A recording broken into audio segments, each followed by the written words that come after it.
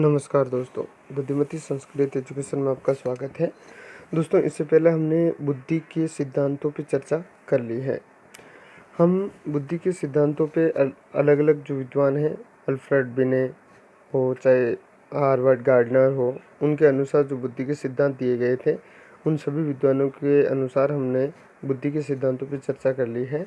और इससे पूर्व शिक्षा मनोविज्ञान की भूमिका, वृद्धि, विकास, व्यक्तित्व आदि पे हम चर्चा कर चुके हैं। आपने यदि वो वीडियो नहीं देखे हैं तो आप हमारी प्लेलिस्ट में जाकर के इन वीडियो को देख सकते हैं। इसके साथ साथ संस्कृत के सिलेबस का भी जो है हम समय समय पर वीडियो जारी करते हैं, जो कि शिक्षक भर्ती में पात्रता परीक्षा और अन्य जो शिक्षक भर्ती प्रतियोगी परीक्षाएं होती हैं उन सब के लिए विशेष उपयोगी सिद्ध होंगे।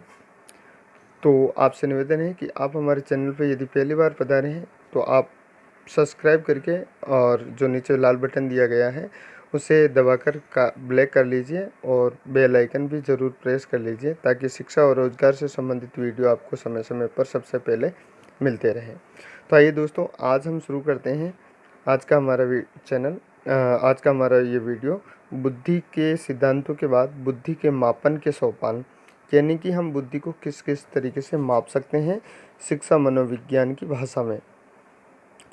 तो बुद्धि के मापन के जो सोपान हैं उसको हम 3 तरीके से माप सकते हैं। एक है वास्तविक आयु, एक है मानसिक आयु और तीसरा है बुद्धि लब्धि। तो हम तीनों पे अलग अलग तरीके से बात करते हैं। वास्तविक आयु को हम CA बोलते हैं, क्रॉनिकल एज। मानसिक आयु को हम मेंटल एज, MA के नाम से जानते हैं। और बुद्धि लब्धि को हम इंटेलिजेंस क्वांटेट अर्थात IQ के नाम से जानते हैं।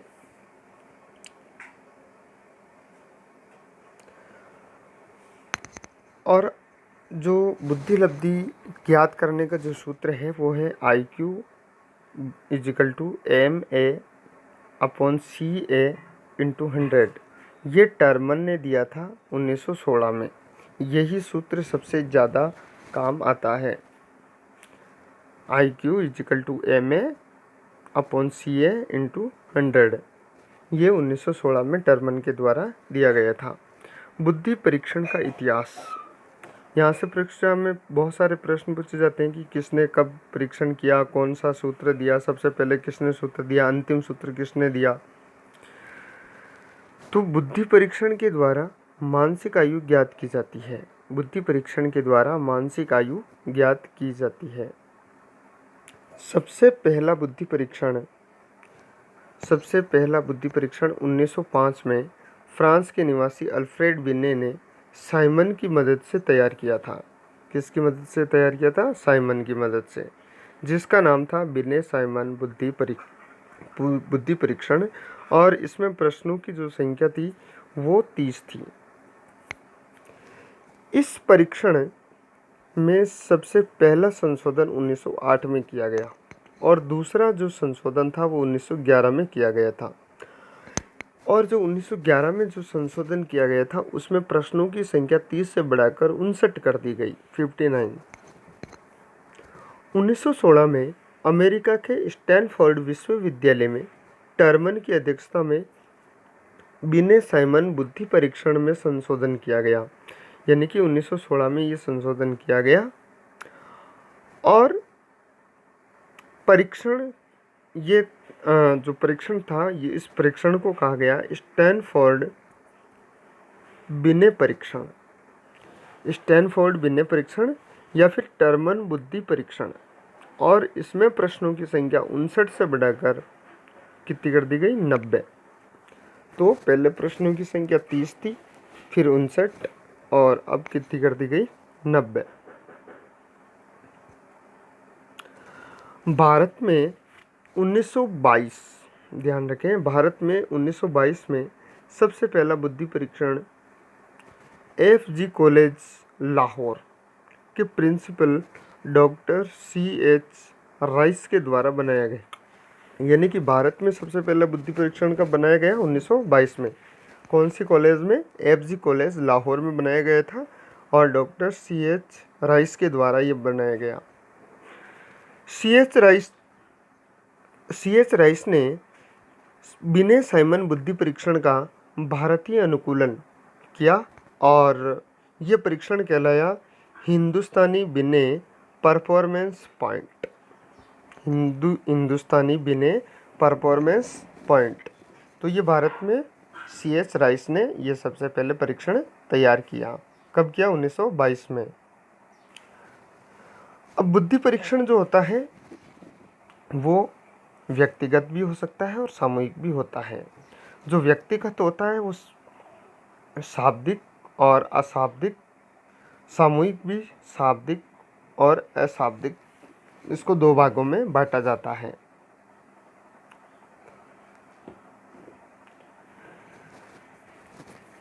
शाब्दिक जो परीक्षण होता है, शाब्दिक परीक्षण वे होते हैं जिनमें शब्दों का प्रयोग होता है, जैसे बोलकर या लिखकर। अशाब्दिक परीक्षण वे होते हैं जिनमें शब्दों का प्रयोग नहीं होता है, जैसे वस्तु संयोजन परीक्षण। ये अशाब्दिक परीक्षण के पार्ट हैं, भाग हैं। पहला है वस्तु संयोजन परीक्षण, यह निष्पादन परीक्षण। आकृति फलक परीक्षण, निष्पादन। चित्र पूर्ति परीक्षण, पेपर पेंसिल। और चित्रांकन परीक्षण, पेपर पेंसिल। ब्लॉक बिल्डिंग परीक्षण, निष्पादन। और मनुष्य कर्षण परीक्षण, पेपर पेंसिल। मनुष्य कर्षण परीक्षण जो पेपर पेंसिल के द्वारा होता है, अर्थात एक कोई भी चित्र बनाया जाता है। विभिन्न भाषी, विकलांग, गूंगे, बहरे, अंधे व अनपढ़ व्यक्तियों के लिए अशाब्दिक परीक्षण विशेष रूप से उपयोगी होते हैं। अशाब्दिक परीक्षणों को संस्कृति स्वतंत्र परीक्षण के नाम से भी जाना जाता है। यानी कि आप ये ध्यान रखें कि जो अशाब्दिक जो परीक्षण होते हैं उनको हम संस्कृति स्वतंत्र परीक्षण के नाम से भी जानते हैं। सबसे पहला व्यक्तिगत शाब्दिक बुद्धि परीक्षण फ्रांस में 1905 में बनाया गया था, जिसका नाम था बिने साइमन बुद्धि परीक्षण। तो सबसे पहला जो व्यक्तिगत शाब्दिक बुद्धि परीक्षण था वो 1905 में बिने साइमन के द्वारा बनाया गया था। ओटियरक्स के द्वारा अमेरिका में 1917 में दो प्रकार के सामूहिक परीक्षणों का निर्माण किया गया। पहला था आर्मी अल्फा परीक्षण, जिसे सामूहिक परीक्षण के नाम से जानते हैं, और दूसरा था आर्मी बीटा परीक्षण, सामूहिक अशाब्दिक परीक्षण के नाम से जाना जाता है।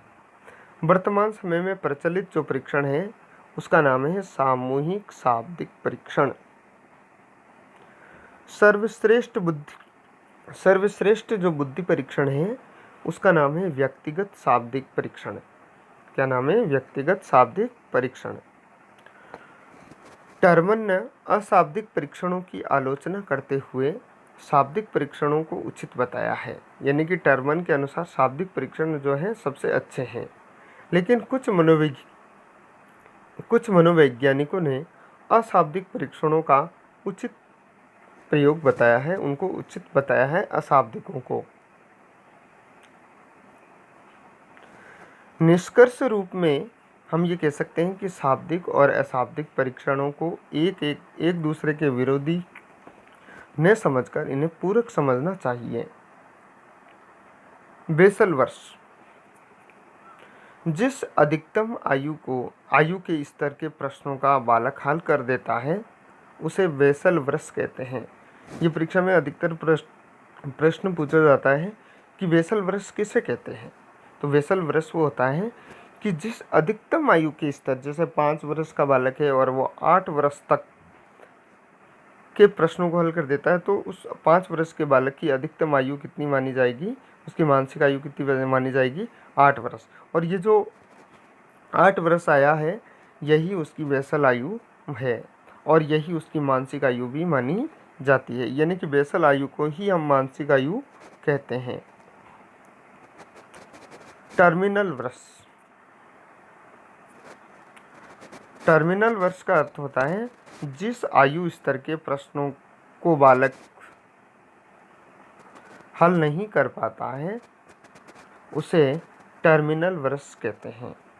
टर्मन ने 1916 में स्टैनफोर्ड बिने परीक्षण के समय बुद्धि लब्धि के इस वर्गीकरण की सारणी को तैयार किया, और यहाँ से बहुत ज़्यादा प्रश्न पूछे जाते हैं सर। दोस्तों आप ध्यान रखें कि कौन सी बुद्धि किस क्षेत्र के अंतर्गत आती है। जिसकी बुद्धि लब्धि 140 से अधिक हो वह प्रतिभाशाली वर्ग में रखा जाता है। 120 से 131 वो प्रखर बुद्धि, जीनियस, सुपेरियर। 110 से 119 तीव्र बुद्धि। 90 से 109 सामान्य बुद्धि, और 80 से 89 मंद बुद्धि, मंगोलियज्म व पिछड़े। 70 से 79 निर्मल बुद्धि। 70 से कम मूर्ख, और 50 से 59 मूर्ख, 25 से 49 मूढ़, और 25 से कम जड़। तो दोस्तों आज हमने बुद्धिमापन पे जो बुद्धि परीक्षण के जो अलग अलग विषय थे हम उन पे चर्चा की, और हम आगे जो है इस पे चर्चा अगले वीडियो पे मानसिक आयु कैसे ज्ञात की जाती है और बुद्धि लब्धि कितनी है हम इस पे चर्चा करेंगे। तब तक मिलते हैं अगले वीडियो में, तब तक के लिए जय हिंद जय भारत।